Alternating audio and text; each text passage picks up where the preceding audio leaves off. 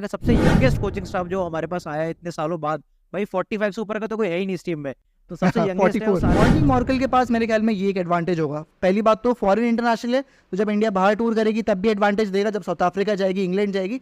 लेकिन वो ऐसा इंसान है जिसने खुद ने बहुत बड़े मैचेस खेले हुए एज एन इंटरनेशनल प्लेयर और बड़ी सिचुएशन में रहा है मॉडर्न डे क्रिकेट में, जो पूरी क्योंकि डायनामिक चेंज हो गई है क्रिकेट की पिछले 10-15 साल में, क्योंकि सारे प्लेयर्स बहुत यंग है।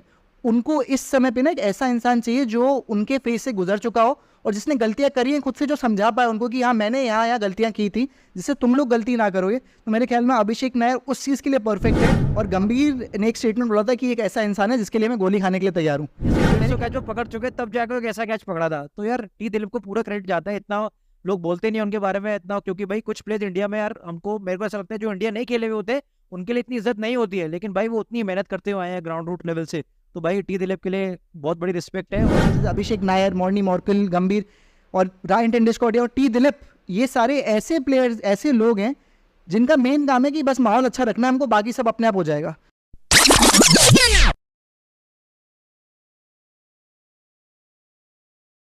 इंडिया का नया कोचिंग स्टाफ आ चुका है और सबसे यंग कोचिंग स्टाफ आया इस बार, जो काफी सालों से नहीं था। मॉर्नी मॉर्कल अभी हेड कोच अपॉइंट हुए हैं इंडिया के, 2014 के बाद से first foreign bowling coach appoint हुआ है। तेरे को क्या लगता है कि मॉर्नी मॉर्कल के साथ जो कमराडरी रहेगी बाकी हमारे कोचिंग स्टाफ की, वो कैसे रहने वाली है और इनके आने से हमें क्या बेनिफिट है?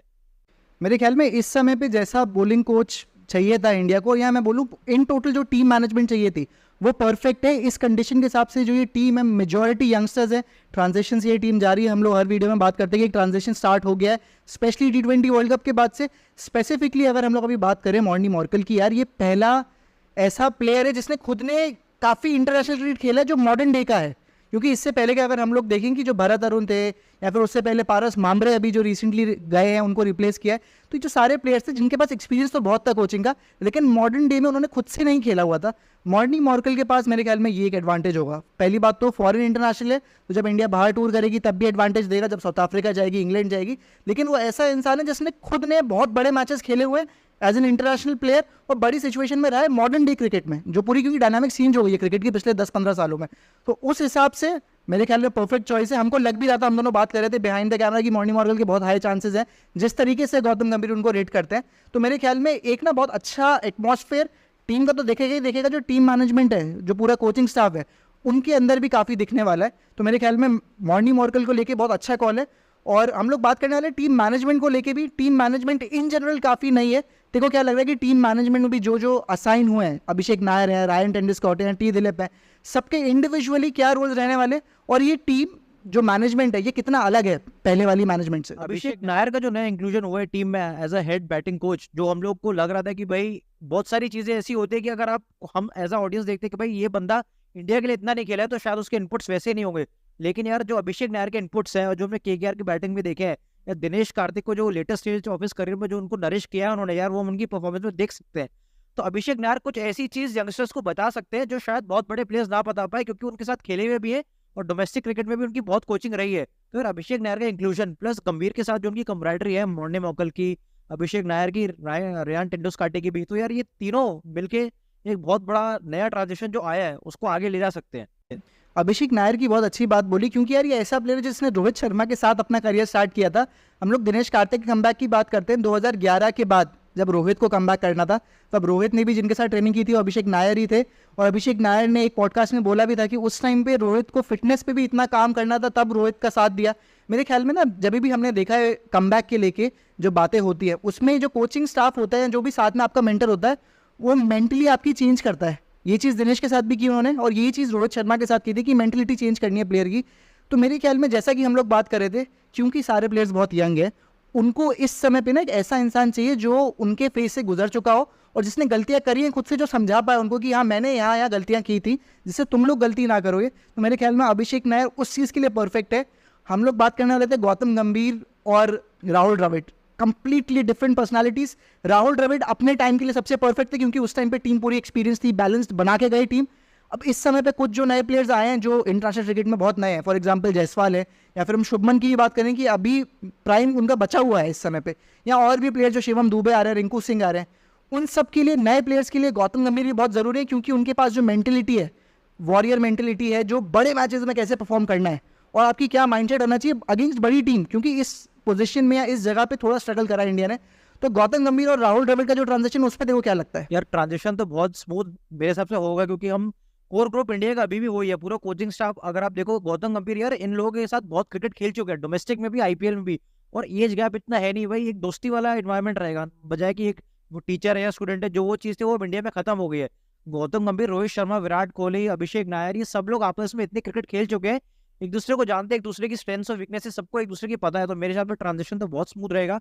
राहुल द्रविड़ के जाने के बाद जो हमको लग रहा था कि भाई क्या चीज़ रहने वाली है, हम लोग अभी श्रीलंका सीरीज, ओडीआई सीरीज हारे भी हैं, इतना बड़ा बेंचमार्क नहीं है वो, लेकिन अभी इतने बड़े बड़े टूर्नामेंट्स आने वाले हैं आगे, तो उसमें हमको पता चल जाएगा कि भाई ट्रांजिशन कैसा होने वाला है। और रायन टेंडुलकर को लेके एक कॉल, पहली बार इतनी बड़ी अपॉर्चुनिटी उनके खुद के लिए, क्योंकि एक प्लेयर जो डच क्रिकेट खेलता था इतने टाइम से, रिटायर होके भी उनको टाइम हो गया है, उनका आना इस तरीके में, क्योंकि अभी इस साल वो केकेआर के साथ भी थे मैनेजमेंट में, और गंभीर ने एक स्टेटमेंट बोला था कि एक ऐसा इंसान है जिसके लिए मैं गोली खाने के लिए तैयार हूँ। तो मेरे ख्याल में वो कहीं ना कहीं दिखाता है कि इंसान की मेंटेलिटी कैसी है। तो वो जो मेरे ख्याल में अभी ना एक बहुत अच्छी चीज़ हो गई है पिछले कुछ समय में, जब से रवि शास्त्री थे, उन लोगों ने प्रैक्टिस और या टेक्निक्स इन सब से हटके एक चीज़ को प्रायोरिटी बना लिया है, वो है कि टीम एनवायरनमेंट अच्छा होना चाहिए। तो मेरे ख्याल में ये जो सारे प्लेयर्स हैं ना जिनका सिलेक्शन हुआ है, जैसे अभिषेक नायर, मॉर्नी मॉर्कल, गंभीर और रायन टेंडुलकर और टी दिलीप, ये सारे ऐसे प्लेयर्स, ऐसे लोग हैं जिनका मेन काम है कि बस माहौल अच्छा रखना है हमको, बाकी सब अपने आप हो जाएगा। तो मेरे ख्याल में ये जो डिसीजन है और ये जो प्रायोरिटी है सबसे अच्छी है।